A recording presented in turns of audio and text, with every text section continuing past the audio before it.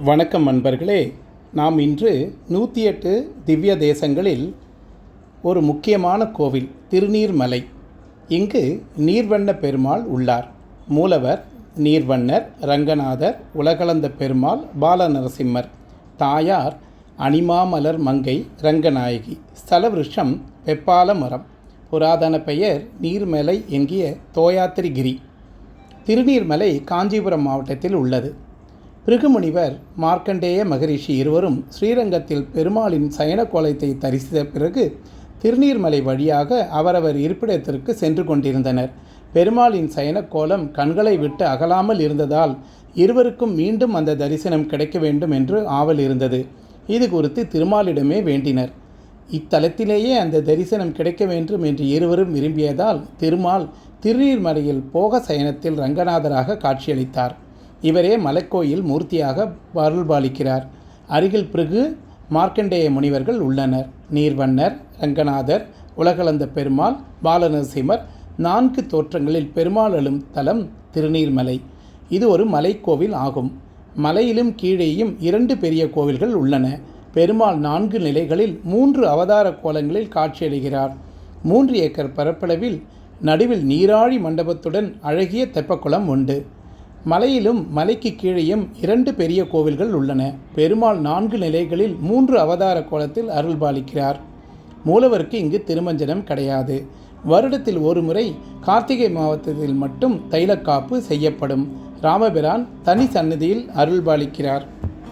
ராமாயணம் எழுதிய வால்மீகி முனிவருக்கு ராமபிரானை மணக்கோலத்தில் தரிசிக்க வேண்டும் என்று விருப்பம் இருந்ததால் இத்தலத்துக்கு வந்து தவம் மேற்கொண்டார். திருமால் அவருக்கு ராமபிரானாக சீதா பிராட்டியுடன் மணக்கோலத்தில் தரிசனம் கொடுத்தார்.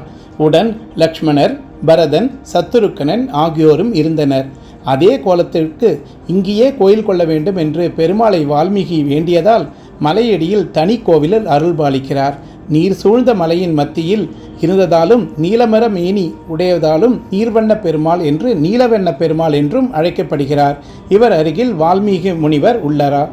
திருநறையூரில் நின்ற திருக்கோலமாகவும், திருவாலியிலே சிங்க உருவிலும், திருக்குடந்தையில் பள்ளி கொண்ட திருக்கோலமாகவும், திருக்கோவிலூரில் உலகளந்த திருவடியாகவும் காட்சியளிப்பது இங்கு ஓரிடத்தில் காணலாம்.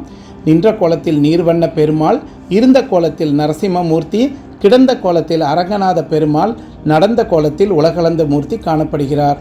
இத்தலத்து பெருமாளை தரிசிக்க திருமயங்கை ஆழ்வார் வந்தபோது மலையில் சுற்றிலும் நீர் நிறைந்திருந்தது. அவரால் நீரை கடந்து சென்று சுவாமியை தரிசிக்க முடியவில்லை. ஆதலால் அவர் காத்திருந்து சுவாமியை தரிசிவிட்டு செல்வர் என்று முடிவெடுத்தார். கோவில் அருகேயுள்ள மற்றொரு மலையில் தங்கினார். நாட்கள் நகர்ந்ததை தவிர தண்ணீர் குறைந்தபாடில்லை. ஆனாலும் பெருமாளை தரிசிக்க வேண்டும் என்பதில் தீர்க்கமாக இருந்த திருமங்கை ஆழ்வார் தண்ணீர் வடியும் வரை காத்திருந்து சுவாமியை தரிசிக்க சென்றார். தன் மீது பாசம் கொண்ட பக்தனுக்காக பெருமாள் நின்ற கோலத்தில் நீர்வண்ண பெருமாள், இருந்த கோலத்தில் நரசிம்மர், நயன கோலத்தில் ரங்கநாதர், நடந்த கோலத்தில் உலகளந்த பெருமாள் என்று 4 கோலம் காட்டியுள்ளார். இந்நால்வரையும் இத்தலத்தில் தரிசிக்கலாம். நரசிம்மரை உக்கர கோலத்தில் தரிசிப்பவர்கள் அவரை சாந்தமாக பாலர் ரூபனாக இத்தலத்தில் தரிசிக்கலாம். இரண்ய சம்ஹாரம் செய்ய நவசத அவதாரம் அடித்த மகாவிஷ்ணு உக்கிரமாக இருந்தார். இந்த வடிவம் கண்டு பிரகலாதன் பயந்தான். எனவே சுவாமி தன் பக்தனுக்காக உக்கர கோலத்தை மாற்றி அவனைப் போலவே பாலரூபத்தில் தரிசனம் செய்தார்.